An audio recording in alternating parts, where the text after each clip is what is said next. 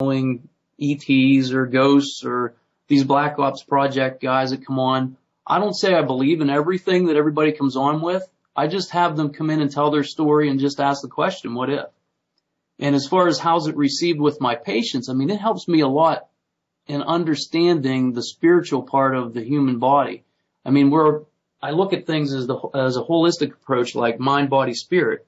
And if you consider that we're spiritual beings living a human existence, it helps make sense of the things that are just so awful in the world and why things are the way they are. And so, you know, I think that most religions think that there's a soul within this human body and we go to heaven or, the afterlife. So it's not a far stretch for some of this, but I got to tell you, this was a little freaky at first. Okay. Yeah, I can well imagine that. Terry, why don't you talk a little bit more about how you got into, well, the field you're in, which is pretty general, but as a health practitioner, and like why you began to pursue that avenue. And then also, if you could sort of explain how you got into the channeling mode on a personal level. Okay. Well, it really did start from, it started basically about 10 years ago. And what happened was, well, wait a minute, I have to go further than that. When I was about 17 years old, I was brutally raped and I was strangled to death.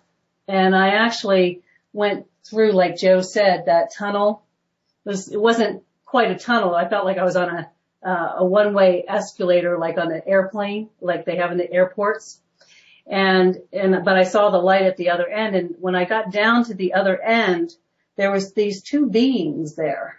And of course, at that time, I thought they were angels.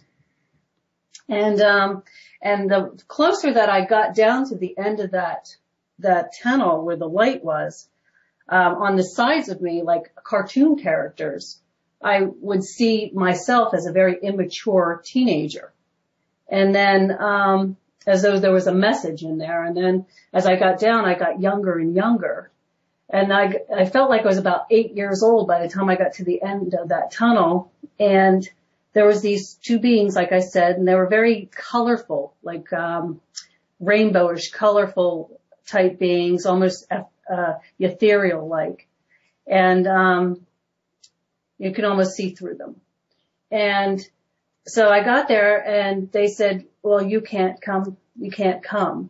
And of course I was like a little kid having a temper tantrum because at that point I really wanted to go. I can even remember saying to in my inner mind, how beautiful and how wonderful this is, this transition. And what happened was, they kept on saying, you can't come. And I kept on begging to go. I remember begging. And then they turned around and said, you must go back. Your work's not done. And here I'm only 17 years old. And I'm not thinking about any type of work, And so I ended up coming back into, all of a sudden just busting back into the scenario that I was in. And then after that, I still lived in what I called a fear-based world for many years, for like maybe about 20 years afterwards. But I always would say, my God, there's got to be something better than this. There's got to be something better than this. I can hear myself in hindsight saying that many times as though I was looking for something and not realizing I was looking for something. And in between that time, there were intervals in my life to where I would lose time. Like all of a sudden, I would realize I was in the middle of something, and then I was in the middle of something else, and I did not recognize at first what was happening, other than I thought, I didn't even think about it. But as it kept on continuing, and then I would hear people say things like this: "You scare me," and I'm not a scary person. I was a very timid person most of my life, and then it got to a point when I was about 37 years old. I was think about maybe 36. what happened was somebody came up to me and said, Terry, you would make such a good psychologist. And at that time I was still confused, still not with it in life. And, I never really fit in my whole, anywhere. And, so what happened was, I said, well, I'm too confused to take 8 years of college. And so all of a sudden this pamphlet came before me of, hypnotherapy. And it was like a 100-hour course to become a certified hypnotherapist. So I thought, wow, let me try this out. And when I took that first 50 hours, which teaches you how to hypnotize, there's something just happened to me. It was like that first time that I got hypnotized, I became so clear in my mind. And when I became that clear, all of a sudden it became a quest, so driven. The quest was so driven that I scrounged up the money. And, in order to take the other 50 hours, I left my husband. It's like my whole life started transforming into a different life, which I have experienced that several times afterwards. And, I have to say you have a very interesting, life, and, what an incredible, tragedy that you've come back from as well. I don't think we necessarily need to go there in this talk, but I have to say, I can't just breeze by the fact that you said you were raped and, you thought you were murdered, basically. That's because it became part of this whole situation. It was the awaken. It was kind of like the impact that I needed to go through in my life in order to transition. And it was the beginning part of that to help me to get out. Actually, I look at it as a blessing today. I know that a lot of people who have been raped cannot conceive that. But today I look at that as a blessing, because if that did not happen, I would not be the person who I am today. And I am really helping a lot of people who are suffering today, through the work that I do. Well, it sounds like you have a very balanced view of your life. It sounds like you sound, extremely balanced, and that's extremely rare, for someone who's gone through experience like that.